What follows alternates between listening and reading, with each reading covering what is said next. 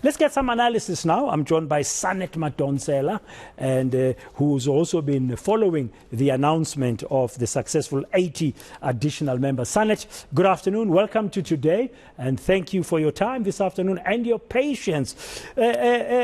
First up, I just want you to give us a sense of your analysis. I mean, is this an NEC that will be friendly, I'm using that term in inverted commas, to Matamela Ramaphosa's second term and enable him to drive the agenda that he's got for organizational renewal and internally and outside his plans for the country's socio-economic growth? Thank you so much for having me in, Dr. Jen. I think it is a very interesting list. For me, it's Sihle Zikalala, who is the most fascinating, given the fact that he just won this position after losing out in terms of his provincial elections early on this year. And I think that in order for Ramaphosa to gather support, especially of the additional members, I think that Zikalala would be an important person to keep close.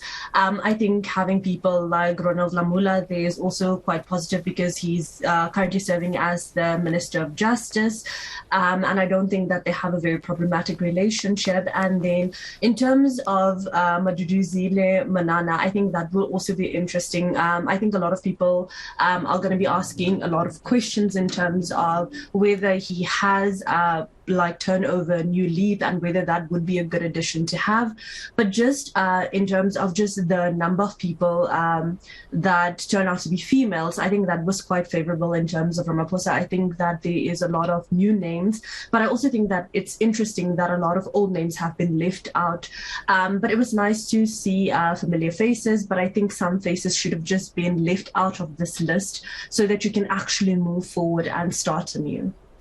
Yeah, and I mean, just before this conference, Sanet, some of those names, there were still question marks about them. The likes of Andile Lungisa, who garnered 1,758 votes. And of course, we've just spoken about Duduzi Manana.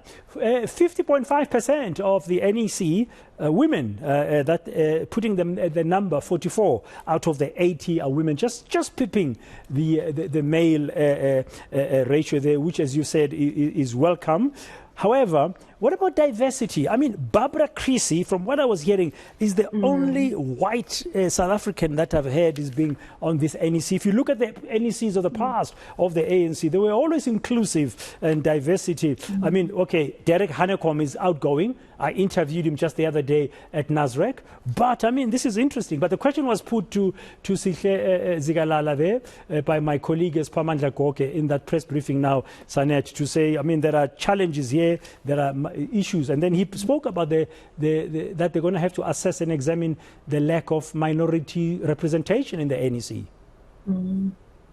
I think that's an important point. I think that while we have seen, especially like in the top 7, we have, I think, 3 women. That's positive. Now we have just the 44 out of the 80 additional members being female. But I do think that racial representation seems to be quite problematic, especially in terms of the additional members. I think it's very problematic that you only have 1 white female out of a group of 44. And then, but you also, like in terms of other racial groupings, for example, you don't have a lot of colored women represented. Yes, you may have 1 or 2 there. You don't have a lot of Indian women represented. What about the other racial groupings? So I think that in terms of addressing this, we need to look at it as a whole and then maybe like plan from there on. Yeah, I mean, it's a very interesting one, because if you look at how the ANC in the Western Cape, and as an example, has struggled to garner votes there in that DA-dominated province, while in the past, when Ibrahim Rasool was the chair there of the ANC some years ago, they were able to garner some good support from that. Now, if your national executive team does not reflect the diversity of the country and the people whom you claim you represent, that could prove problematic come 2024, Sanet.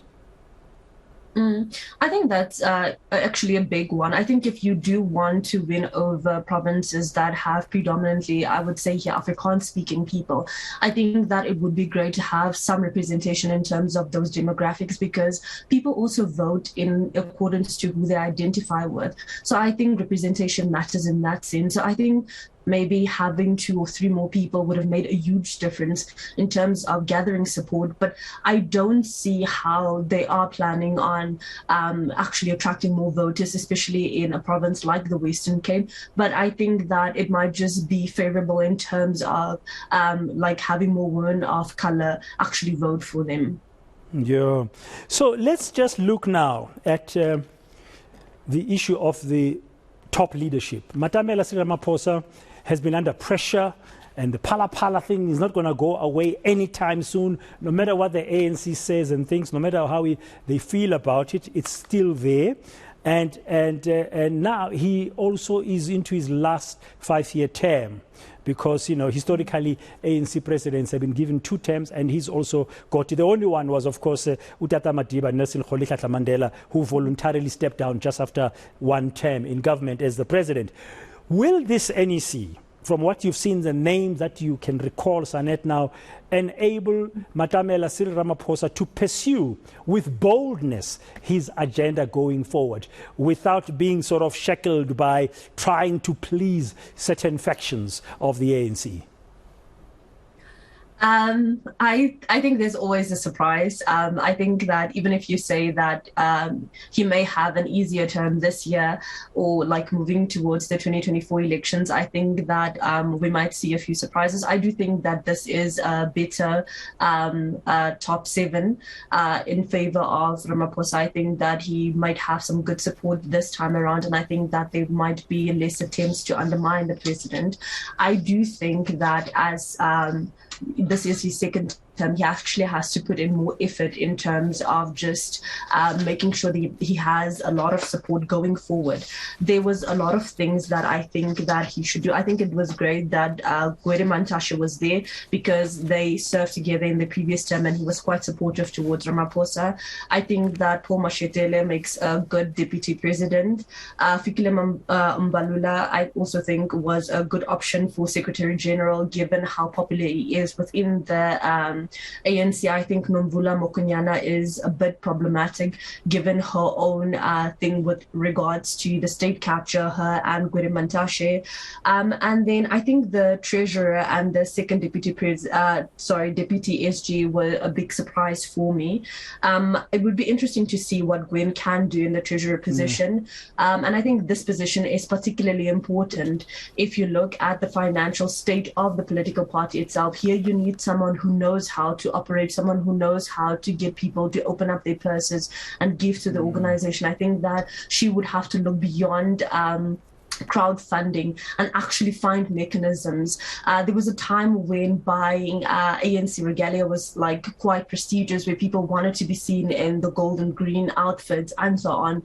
Maybe once they can start pushing that, I think that there is a lot of opportunities, but it would be interesting to see what they actually do with those opportunities. Yeah, you know, the 2nd Deputy Secretary General, that's Marupini Ramokhoba. I had the privilege of interviewing her at Nasrec. She's young. She's come from the Youth League. At some point, I think she served in the ANC Youth League together with the likes of Ronald Lamula. And currently, she's been a coordinator of the ANC Women's League.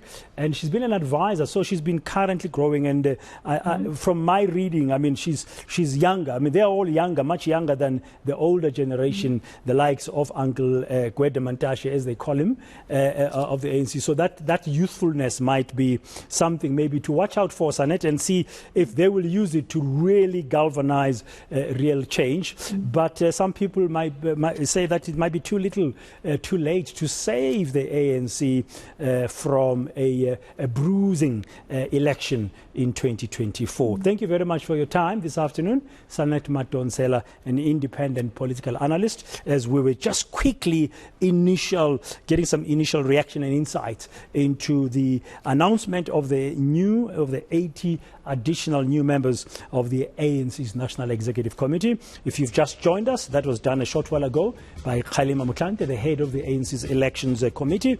This basically brings to an end another key aspect of the ANC's 55th National Conference, which is not over yet. It's just been adjourned until the 5th of January, when it will be